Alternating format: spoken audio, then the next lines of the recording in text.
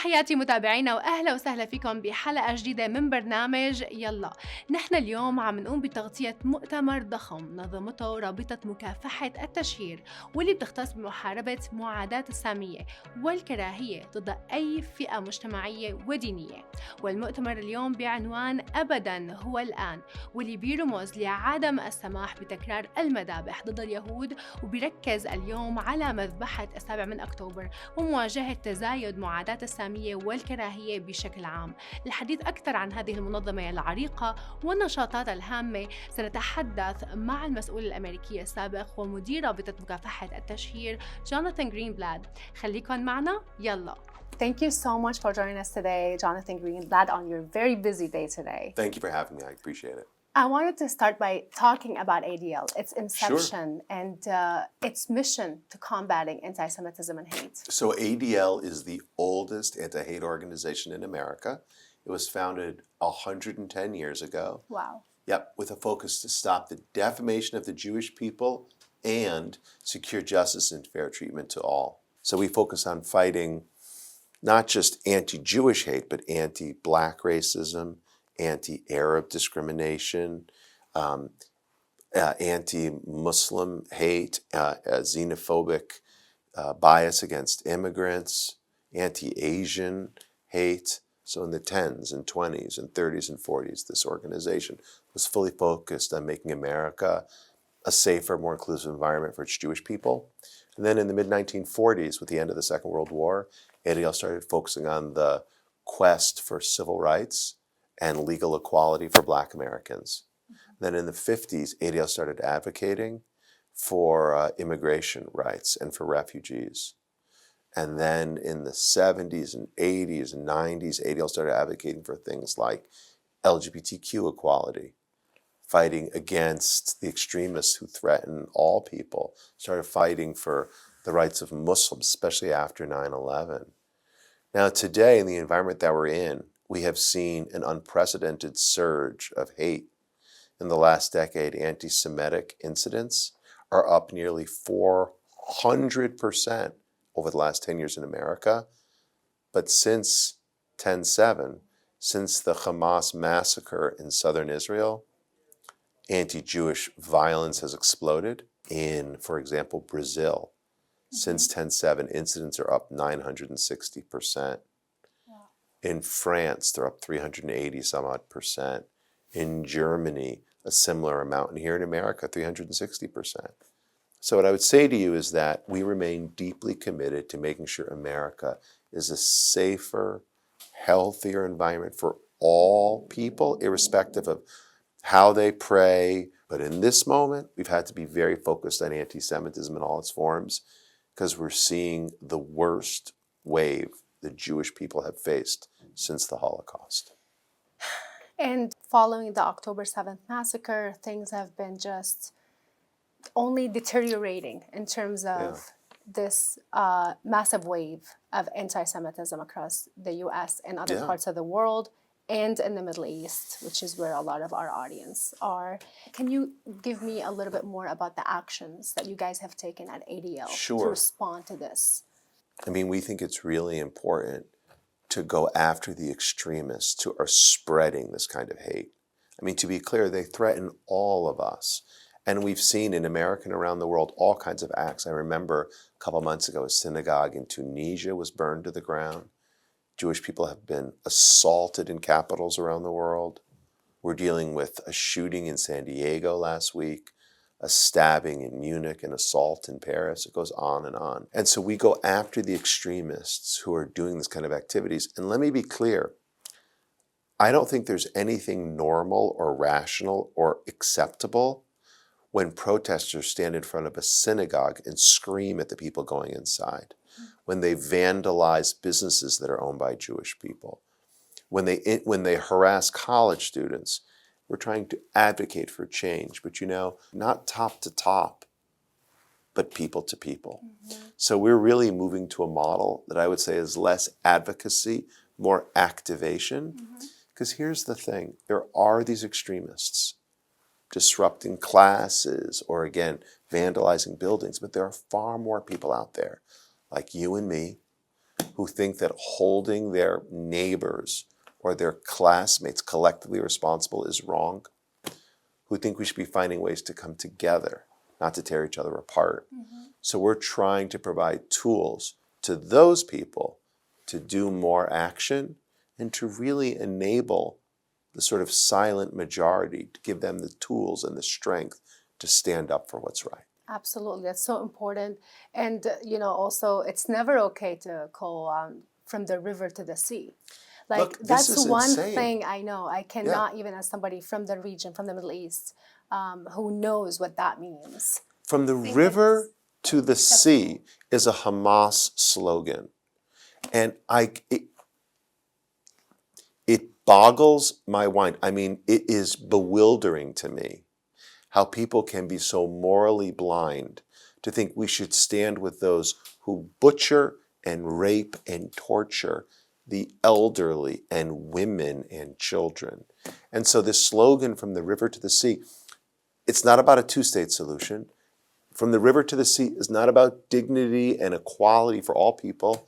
From the river to the sea is there will be no more Jews. That's what it means. Yes.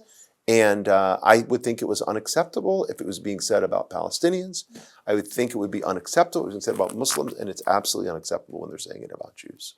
Exactly, absolutely. I wanted to go back and talk about before October 7th, because there's the before and there's the after. Sure.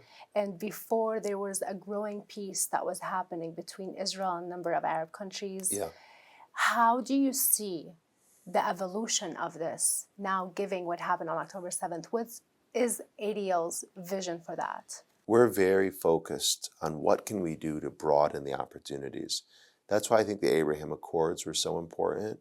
It demonstrated a framework for multilateral engagement, for regional coexistence, upon which we can build. And so Israel and the UAE and the Sudan and Bahrain and Morocco and others were building upon the Oslo process, which has been quite flawed, but also, the Camp David Accords and the Israeli-Jordanian peace agreement.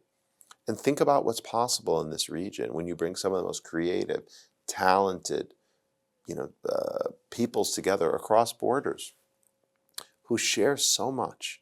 So I remain, I would say I remain committed to that vision. Now look, to see the carnage in the Middle East, in Gaza in particular, is appalling. It's sad, all these innocent children who are dying. Although we need to keep in mind that if Hamas released the hostages today, all of it would end. Like that. If they want a ceasefire, the quickest way to do it is just release the hostages. So why they will not do that, why they won't allow the Red Cross to visit the hostages, why they won't let medicine to be delivered to these people, why they simply won't tell the Israelis who's alive or who's dead. It's really, I would call it inhumane. I would call it grotesque, but that's too generous. It's despicable. These are war crimes. And, so I think my heart breaks, and I think all of our hearts should break when innocents get killed. We at the same time need to keep in mind why they're getting killed and how we can stop it. Today we are basically at the largest ADL summit, Never is Now. What is the one message that you want people who are following your work to take from today's Never is Now? Well, I think the fight against anti-Semitism is everyone's fight. It's not a Jewish problem. It's a societal problem. And this is true for all forms of hate. But the reason why we have really almost 4,000 people here in New York, the reason why we have people young and old, students and the elderly, men and women, professionals and volunteers, Jews and non-Jews, is because they realize, again, we have a shared stake in our common struggle to create a better future for our kids. So the message I want people to walk away with here is, it doesn't matter how you vote, it matters what you value. It doesn't matter where you pray, it matters, again, what you share. And if we can focus on our common humanity, I think we can beat anti-Semitism, I think we can beat anti-Black racism, I think we can beat back all forms of bigotry. But I think the best way we can fight this hate in the Middle East is by finding ways to do people-to-people exchanges. This is why ADL in 2023 launched the Manara Center in Abu Dhabi. It's a partnership with the government of UAE. The Manara Center for Regional Coexistence is a new NGO focused on bringing together Israeli and Arab and kids from all over the region to do joint projects and collaborative work. We couldn't do that without the scaffolding of the Abraham Accords. So I think it's one of the most consequential foreign policy structures has been created in the last 50 years. Absolutely. I want to go to social media and the digital world very quickly because there's a lot of disinformation, misinformation that is spreading rapidly, and this is a problem that we've witnessed and saw more than ever, more recently after October 7th. What strategies do you believe are essential to counter this? Number one, we need to keep pressing the companies to implement their own terms of service and stopping hate speech on the platforms. They all have it. Number two, if they won't stop the hate speech, we need to encourage them to not algorithmically amplify it, because oftentimes it gets in the flow not because I chose it, but because it's being recommended by the AI systems in these companies on these services, which is crazy. And ultimately, number three, I believe government needs to get involved. We need to regulate these services. I mean, we wouldn't allow companies to sell poison in bottles that look like, Evian water and sell it at the local supermarket, right? We wouldn't allow a manufacturer to sell sandwiches that are infused with toxins.